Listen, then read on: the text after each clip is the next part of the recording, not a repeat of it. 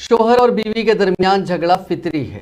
कई जोड़ों में लड़ाई और झगड़े होते रहते हैं। ताहम झगड़े के बाद ये जोड़े आपस में दोबारा मिल भी जाते हैं। ताहम आंध्र प्रदेश के जिले कर्नूल के तुगली मंडल एलम्मा गुट्टा तांडे में हुए शोहर और बीवी के झगड़े की वजह ने तमाम को हैरत में डाल दिया है। और इस झगड़े के बाद बीवी ने शोहर की जुबान काट दी। तफसीलात के मुताबिक ताराचंद नायक और पुष्पावती एक दूसरे से मोहब्बत करते थे और 8 साल पहले उनकी शादी हुई थी। दोनों में किसी बात पर झगड़ा होता रहता था। इसी दौरान गुज़िश्ता रोज भी इस जोड़े में झगड़ा हुआ। इस झगड़े में बीवी ने शोहर की जुबान काट दी।